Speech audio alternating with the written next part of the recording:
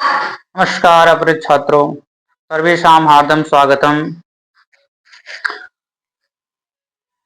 आज से हम लोग व्याकरण की एक अनुपमेय श्रृंखला की शुरुआत करते हैं, जिसमें हम लोग आज समझने वाले हैं व्याकरण की संपूर्ण रणनीति क्या है। हम व्याकरण कैसे पढ़ेंगे, शुरू से लेकर के अंत तक हमारा व्याकरण का क्रम क्या रहेगा, सबसे पहले हम क्या पढ़ेंगे, इन सभी विशेष परिचर्चाओं को लेकर के आज हमारा यही सत्र रहेगा। तो आइए हम लोग समझते हैं कि संपूर्ण व्याकरण कैसे पढ़ा जाए। आज का सत्र है व्याकरण। देखा जाए तो इस शब्द को व्याकरण शब्द है, यह शब्द बना कैसे है। यह जो व्याकरण शब्द है इसकी व्युत्पत्ति क्या है, यह शब्द बना कैसे हुआ है, तब जाकर के हमें पता चलेगा। पहले तो हमें यही पता होना चाहिए कि व्याकरण होता क्या है, व्याकरण शब्द से आशय क्या है, व्याकरण का परिभाषा क्या है, व्याकरण के अन्योन्य उदाहरण कैसे हम लोग अपने भाषा में देखने को प्राप्त कर सकते हैं। तीन सभी बातों को समझने से पहले समझेंगे तो कैसे समझेंगे, तो सबसे पहले हमें व्याकरण शब्द के बारे में चर्चा करना पड़ेगा, तब जाकर के हम व्याकरण कैसे पढ़ा जाए फिर आगे हम बढ़ेंगे। यानी कि सबसे पहले हमें व्याकरण कैसे पढ़ा जाए इस बात को कुछ समय के लिए हम किनारे करते हैं और हमारा जो विषय शब्द व्याकरण है उसको समझते हैं कि व्याकरण होता क्या है। ठीक है, तो आइए एक बार समझते हैं। व्याकरण कहते हैं कि व्याकरण शब्द बना कैसे है, तो ये बना है वी प्लस आ प्लस कर प्लस अन से बना हुआ है। किससे बना हुआ है? वी प्लस आ प्लस कर प्लस अन से बना हुआ है। जहां पर ये दोनों वी और आ ये दोनों हैं उपसर्ग और ये कर है मूल शब्द, साथ ही साथ जो ये अन है प्रत्यय। ठीक है, किसी भी शब्द में तीन चीजें मुख्य रूप से पाई जाती हैं, तीन अवयव तीन उपादान कारक पाए जाते हैं। पहला प्रत्यय, दूसरा उपसर्ग, तीसरा है मूल शब्द। इन तीनों चीजों से मिलकर ही किसी भी शब्द का निर्माण होता है। किन किन शब्दों से? प्रत्यय, उपसर्ग और मूल शब्द। प्रत्यय, उपसर्ग और मूल शब्दों से मिलकर के किसी भी शब्द की निर्माण किया जा सकता है। तो ये रहा व्याकरण शब्द कैसे बना है। तो व्याकरण शब्द बना हुआ है वी प्लस आ प्लस, यानी वी और आ उपसर्ग पूर्वक कर मूल शब्द में जब हम अन प्रत्यय जोड़ते हैं तो व्याकरण शब्द बनता है। कैसे बनता है? जब हम वी और आ उपसर्ग पूर्वक कर मूल शब्द में अन प्रत्यय का योग करते हैं तब व्याकरण शब्द बनता है। जहां पर इस व्याकरण इन सभी से हमें अर्थ क्या निकलता है, तो संस्कृत के विद्वान लोग लिखते हैं, कहते हैं व्याक्रियन्ते व्याक्रियन्ते व्युत्पाद्यन्ते शब्दाः अनेन इति व्याकरणम्। शब्दाः अनेन इति व्याकरणम्।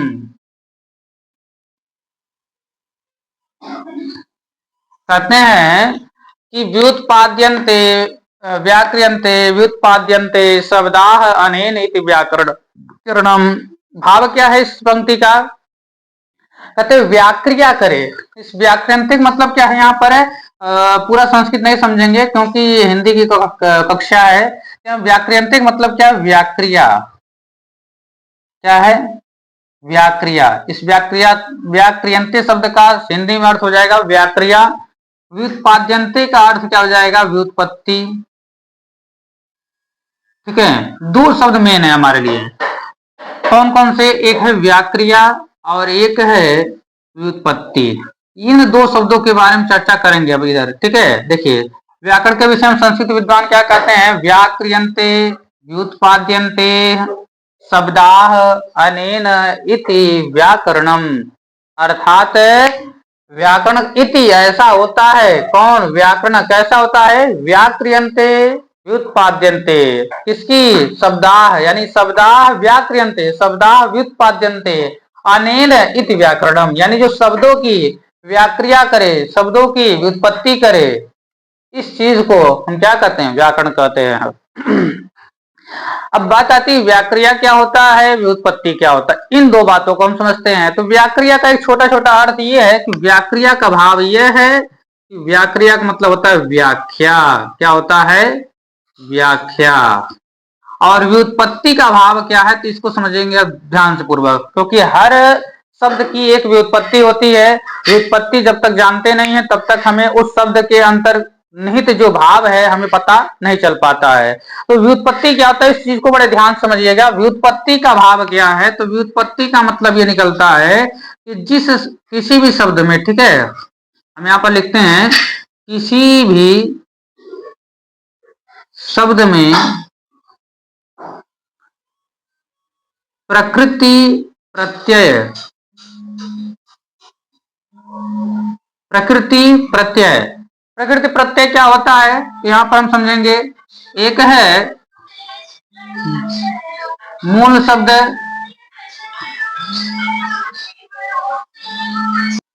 हाँ, तो हम ये कह रहे थे प्रकृति प्रत्यय, अर्थात प्रकृति प्रत्यय दो शब्दों का अर्थ क्या है, तो मूल शब्द,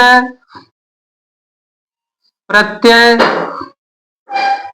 उपसर्ग, ठीक है, ये तीन बातों का जहां जिक्र हो, क्या, कौन कौन से? मूल शब्द, प्रत्यय और उपसर्ग, इन तीन अवयवों का जहां पर जिक्र होता है उसे हम कहते हैं व्युत्पत्ति। क्या कहते हैं? व्युत्पत्ति कहते हैं। तो व्युत्पत्ति किसे कहते हैं? पहला भाव क्या है? पहला भाव ये है, छोटा छोटा रूप में क्या है कि किसी भी शब्द में प्रकृति प्रत्यय क्या है, प्रकृति प्रत्यय क्या है, इसी चीज को बताना क्या कहलाता है? व्युत्पत्ति कहलाता है। किसी भी शब्द में प्रकृति प्रत्यय क्या है, इस चीज को बताना ही व्युत्पत्ति कहलाता है।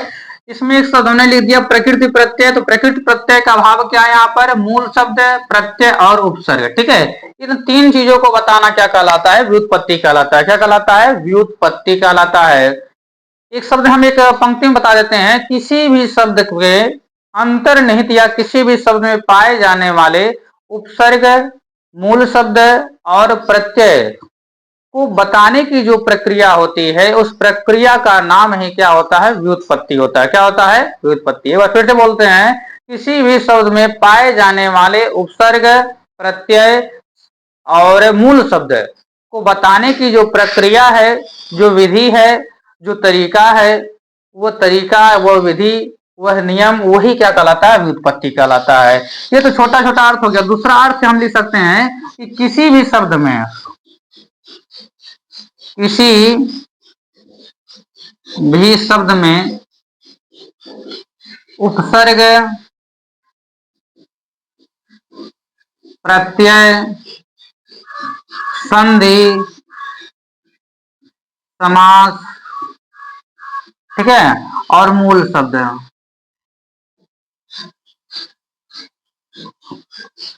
किसी भी शब्द में उपसर्ग, मूल शब्द, प्रत्यय, संधि, समास, इन सबको बताना क्या कहलाता है?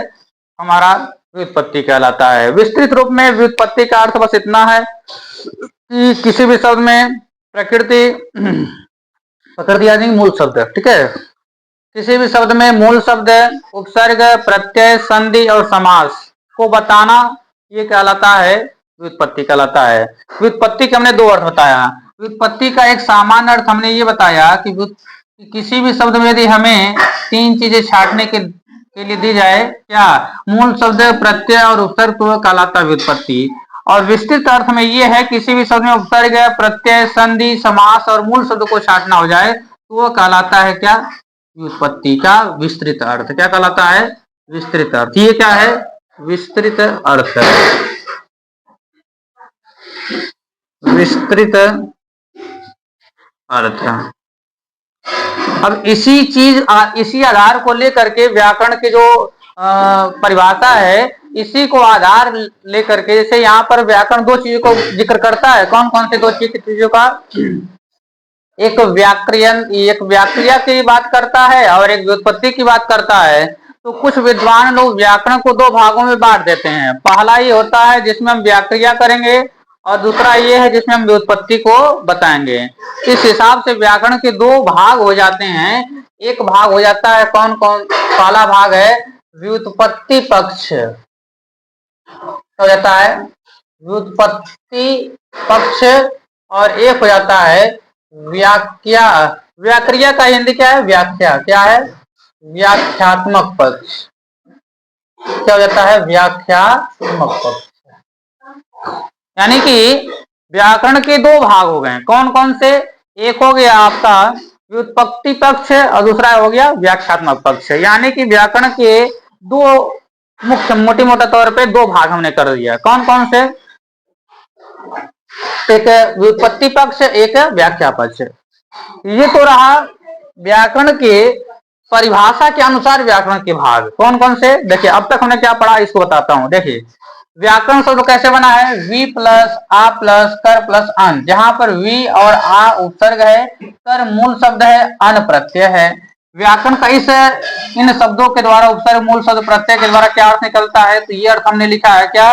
व्याक्रियन्ते व्युत्पाद्यन्ते शब्दाः अनेन इति व्याकरणम। यानी कि व्याक्रियन्ते का अर्थ क्या है? पहला अर्थ देखिए व्याक्रिया है और दूसरा बात इसमें कही गई है व्युत्पत्ति की। यानी कि जो इति यानी ऐसा होता है, व्याकरण कैसा होता है जो शब्दों की व्याक्रिया और व्युत्पत्ति बताता है, उसे हम कहते हैं व्याकरण। बात आती है व्याख्या और व्युत्पत्ति की, तो उसमें हमने बताया व्याख्या यानी शब्दों की व्याख्या की जाएगी, अर्थ के संधान की जाएगी, उसमें हम संज्ञा सर्वनाम इत्यादि की व्याख्या करेंगे। और व्युत्पत्ति का भाव क्या है? तो व्युत्पत्ति का हमने दो भाव बताया, एक सामान्य अर्थ रूप में और एक विस्तृत अर्थ में। सामान्य अर्थ क्या है? किसी भी शब्द में यदि जो प्रकृति प्रत्यय होता है उसी को बताना व्युत्पत्ति कहलाता है। प्रकृति और प्रत्यय क्या है? इसमें तीन बातों को हमने शामिल किया है। एक है मूल शब्द, दूसरा है प्रत्यय और तीसरा है उपसर्ग। इन तीन बातों का हमने जिक्र किया, मूल शब्द, प्रत्यय और उपसर्ग की बात हमने बताया। फिर हमने बताया कि विस्तृत अर्थ क्या होता है कि किसी भी शब्द में यदि हमें उपसर्ग बताया जाए, प्रत्यय बताया जाए, संधि बताया जाए, समास बताया जाए और मूल शब्द बताया जाए, इन पांच चीजों का जहां पर पांच अवयवों का जिक्र होता है वह चीज कहलाता है क्या?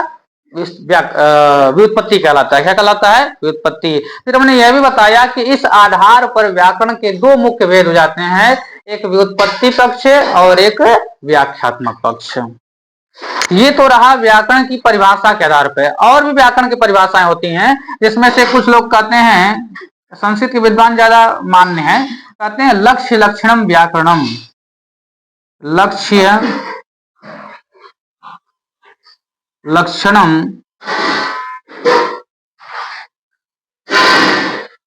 व्याकरणम, कहते हैं लक्ष्य लक्षणम व्याकरणम। और भी लोग कहते हैं साध्य साधनम, साध्य साधकम व्याकरणम। ठीक है, बहुत सारे आपको संस्कृत में बहुत सारे आपको परिभाषाएं मिल जाएंगी, लेकिन हमें हिंदी पढ़ना तो हम बस लिख दिए हैं। इसको जब संस्कृतना है तो डरना नहीं है। भाषा सुमुख्या मधुरा दिव्या गिरवाण भारती, कहते हैं सभी भाषाओं की जो जननी संस्कृति है ये सभी भाषाओं में मुख्य है और मधुर है। इसीलिए तो कालिदास ने कहा है, अन्य कवियों ने कहा है, भाषा सुमुख्या मधुरा दिव्या गिरवाण भारती, यानी कि दिव्य है। गिरवाण भारती यानी संस्कृत भाषा दिव्य है। अब आइए हम बात करते हैं व्याकरण के अन्य पाठ पर। अब देखेंगे व्याकरण के जो जानकार लोग हैं कहते हैं व्याकरण के तीन मुख्य और पाठ करते हैं। देखिए व्याकरण के तीन अंग होते हैं, जहां पर हम इस बात को, या अभी हमें व्याकरण की एक संस्कृत परिभाषा लिखे हैं तो अब आ जाते हैं हिंदी परिभाषा पे। तो व्याकरण क्या है तो देखेंगे यहाँ पर छोटा छोटा रूप में लिख देते हैं कि व्याकरण क्या है। तो लिखेंगे यहाँ पर व्याकरण एक ऐसी विधि है, एक ऐसी विधि अथवा माध्यम शास्त्र है। ठीक है, व्याकरण एक ऐसी विधि माध्यम या शास्त्र है जिससे जिससे हम शब्दों का ठीक ठीक लेखन,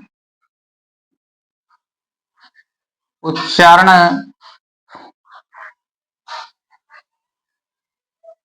ठीक है, लेखन, उच्चारण आदि के बारे में ज्ञान प्राप्त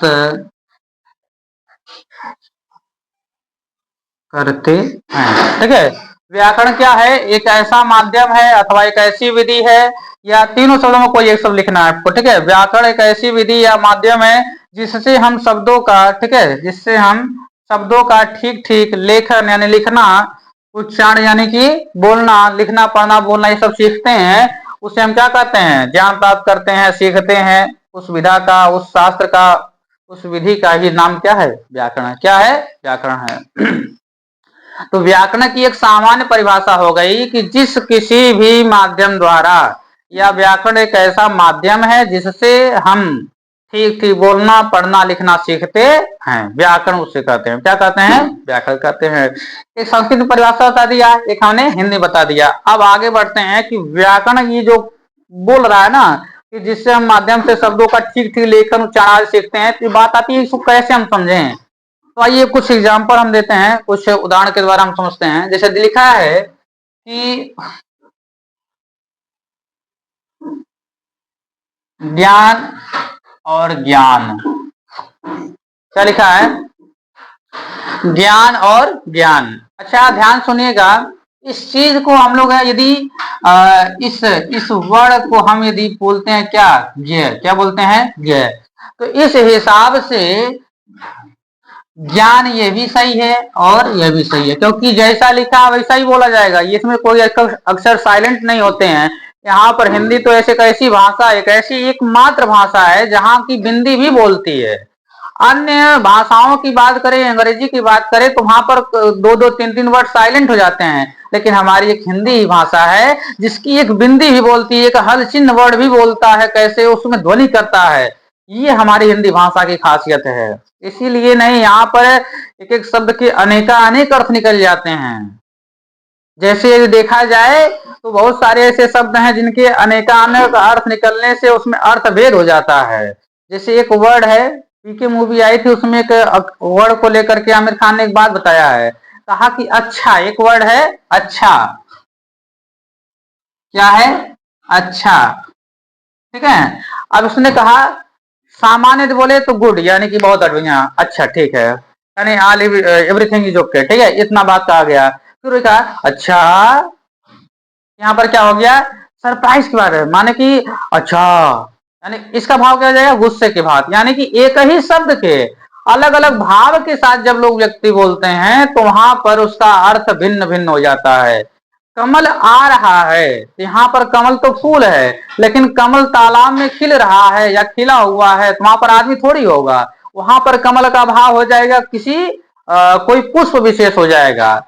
ये हिंदी ही ऐसी भाषा है जिसमें हम अनेक बातों को बड़ी डीपली, बड़े ही गहराई पूर्वक हम लोग पढ़ते हैं। संस्कृत भाषा, हिंदी भाषा, दोनों ही अनुपमेय है, इनकी तुलना किसी से नहीं की जा सकती है, क्योंकि यहाँ की कोई वर्ड साइलेंट नहीं होता, ये इसकी बिंदी भी बोलती है। ये हमारी हिंदी भाषा की खासियत है। आइए हम समझते हैं, कहते हैं कि यदि इसका उच्चारण ज्ञ करेंगे तो यह भी सही और यह भी सही, लेकिन इसका ज्ञ नहीं होता, क्योंकि ये बना हुआ है ज प्लस ञ से बना हुआ है। किससे बना हुआ है? ज प्लस ञ से बना हुआ है। इसीलिए इसका जो शुद्ध उच्चारण है, जो ज्ञ से ज्ञानी नहीं, ज्ञ से ज्ञानी होगा। क्या होगा? यहाँ पर ज्ञान होगा, न कि ज्ञान होगा। यहाँ पर विज्ञान होगा, न कि विज्ञान होगा। यहाँ पर ज्ञानी होगा, न कि ज्ञानी होगा। यहाँ पर ज्ञ होगा, न कि ज्ञ होगा। यानी कि ये कौन सिखाया हमें? ये व्याकरण सिखा रहा है। ठीक ठीक बोलना, उच्चारण करना सिखा रहा है, नहीं सिखा रहा है? समझ में आ रहा नहीं आ रहा है? यानी कि ये जो है हमें शुद्ध उच्चारण सिखा रहा है। ये व्याकरण ही बताता है कि जो ज्ञ शब्द बना, जो आप लोग बोलते हैं, वो अक्षर है जो, उसको कैसे बोला जाए, तो कहता है ज्य बोलो। क्या बोलो? ज्य। क्योंकि अब बात आती है कि इतने वर्षों तक, 10 साल 12 साल तक हम लोग गलत उच्चारण करते आ रहे हैं। बहुत सारी ऐसी बातें होती है जो आपको छोटे स्तर पर नहीं समझ में आती है, बाल्यावस्था में नहीं समझ पाती हैं, या उसको यदि बता भी दिया जाए तो समझ भी लेंगे, लेकिन उसको बोलने में, पढ़ने में, लिखने में सर्वथा आपको कठिनाई का अनुगमन करना पड़ेगा, कठिनाई आपको महसूस होने लगेगी। इस वजह से कई बार हम चीजों को गलत भी पढ़ते हैं और उसको पढ़ते चले जाते हैं, अनवरत पढ़ते चले जाते हैं। तो आज यदि आपको यह वीडियो प्राप्त हो रहा है तो आज से अपने जीवन में संकल्प करिए कि कभी भी ज्ञ, जो ज्ञ वर्ड है उसको हम ज्ञ नहीं बोलेंगे। हिंदी की सार्थकता तभी साबित होगी जब आप शुद्ध बोलेंगे, शुद्ध लिखेंगे, शुद्ध ही आचरण करेंगे। सताम सजना नाम आचार्य, ये सदाचार है। जो व्यक्ति सत्य का आचरण करता है वही सदाचारी कहलाता है। और इस सदाचार कहाँ सीखने को मिलता है? यह हमें संस्कृत और हिंदी भाषा के द्वारा ही मिलता है। इस नाते मैं कह रहा हूं कि शुद्ध उच्चारण करिए। कैसे? जब व्याकरण पढ़ेंगे तब हमारा होगा। और इस व्याकरण पढ़ने के बाद भी कोई अशुद्ध बोलता है तो वह व्याकरण पढ़ा नहीं है, बस रट लिया है, बस जानकारी प्राप्त कर लिया है। विद्या ददात विनयम विनयात याति पात्रताम पात्रतात धनम मापनोति धनात् धर्म ततः सुख। कहा गया है विद्या यदि आपके अंदर आ गई है, आपने विद्या प्राप्त किया, विद्यालय में जाने से विद्या प्राप्त नहीं हो जाती है, विद्यालय में विद्या को ग्रहण करने से विद्या विद्या प्राप्त होती है। और विद्या का यह लक्षण है, जिस व्यक्ति के पास विद्या होगी या जो विद्यार्थी होगा उसके अंदर विनम्रता होगी, नम्र का भाव होगा, झुकने का भाव होगा, सरल भाव होगा, मृदुभाषी होगा, न कि कटुभाषी होगा। हर एक बात का प्रतिकार करने वाला, यानी कि छोटी छोटी बातों को लेकर के वह क्रोधावेशित हो जाने वाला वह व्यक्ति कभी विद्यार्थी नहीं हो सकता है। विद्यार्थी वही है जिसके अंदर विनम्रता है, जो नम्र के भाव के साथ सभी से पेश आता है, जो सबके साथ सुगम व्यवहार करता है, वही केवल विद्यार्थी कहलाने योग्य है। और विद्या विद्या एक ऐसी अनुपमेय चीज है जिसको प्राप्त करने के बाद है ये हमारा एक अपार खजाने के रूप में हमारे जीवन में यह प्रतिष्ठित हो जाता है। और ये सामान्य धन जो होते हैं उसको तो लोग चुरा सकते हैं, लोग भाई बंटवारा कर सकता है, लोग आपसे मांग भी सकते हैं। और वह यदि मांग लिए तो वो देना दे भी दिए तो आपके पास वह चीज नहीं रह जाएगी। लेकिन विद्या एक ऐसा चीज है, एक ऐसा खजाना है, एक ऐसा अनुपमी या कह सकते कामधेनु है जिसके द्वारा हमें सब कुछ प्राप्त हो सकता है। कहते हैं कि राजा स्वदेशे पूज्य थे। जो राजा होता है अपने देश में पूजा जाता है, लेकिन विद्वानों सर्वत्र पूज्य थे। लेकिन जो विद्वान होता है वह हर जगह पूजा जाता है। ज्ञान की ही महिमा गाई गई है। ज्ञानम सदृशम पवित्रम ही विद्य है, यानी कि ज्ञान के समान पवित्र संसार में कुछ भी नहीं है। और इसी ने तो ज्ञान कैसे प्राप्त है? जब तक हमारे अंदर विद्या का आगमन नहीं होगा, विद्वान नहीं बनेंगे, तब तक हमारे कल्याण होने वाला नहीं है। और विद्या की खासियत यह है, कहा गया है, न चौरहार्यम न च राजहार्यम न भ्रातृभाज्यम न च भारकारी व्यये कृते वर्धतयेव नित्यम विद्याधनम सर्वधन प्रधानम। कहा गया है न चौरहार्यम, न चोर चुरा सकता है, न भ्रातृभाज्यम, न भाई उसका बंटवारा कर सकता है। हमारे पास संपत्ति है तो उसका बंटवारा एक व्यक्ति और भाई सगे संबंधी कर सकते हैं, लेकिन हमारे विद्या का, हमारे विवेक का, हमारे विद्वत्ता का, हमारे क्षमा का, हमारे शील का, हमारे चरित्र का, इसका बंटवारा नहीं कर सकता है कोई। इसी तरह कहा गया है न चौर हार्यम, न चोर चुरा सकता है, न भ्रातृभाज्यम, न भाई बांट सकता है, ना ही कोई सरकार, ना ही कोई राजा इस पे टैक्स लगा सकता है कि आप बड़े विद्वान हो गए तो आपको ये टैक्स देना पड़ेगा, आपको ये कर देना पड़ेगा, ये भी नहीं कर सकता है। और कहते हैं इसकी खासियत क्या है? अन्य चीजों को हम यदि खर्च करते हैं, हमारे पास 100 रुपया हम खर्च कर देंगे तो हमारे पास वो माइनस हो जाएगा। लेकिन विद्या ही एक ऐसी धन है जिसको हम जैसे जैसे खर्च करते रहते हैं, व्यय कृते, जैसे जैसे व्यय करेंगे वर्धत यानी बढ़ने लगता है, एवं नित्यम प्रतिदिन वह बढ़ने लगता है। इसी वजह से कहा विद्या धनम सर्वधन प्रधानम। विद्या ही क्या है? सभी धनों में प्रधान है। तो विद्या, और ये भी जान लीजिए कई लोग विद्वान तो बन जाते हैं, लेकिन उनकी जो विद्वत्ता होती है वह दूसरों को हमेशा नीचे दिखाने में होती है, सदैव दूसरों को छोटे समझने में हो जाती है। इस साथ एक पंक्ति और हम कहना कहेंगे, कहा गया है कि विद्या विवादाय धनम मदाय शक्ति परेशान परिपीडनाय खलस्य साधो विपरीत में दानाय जानाय च रक्षणाय। कहते विद्या विवादाय धनम मदाय शक्ति परेशान परिपीडनाय।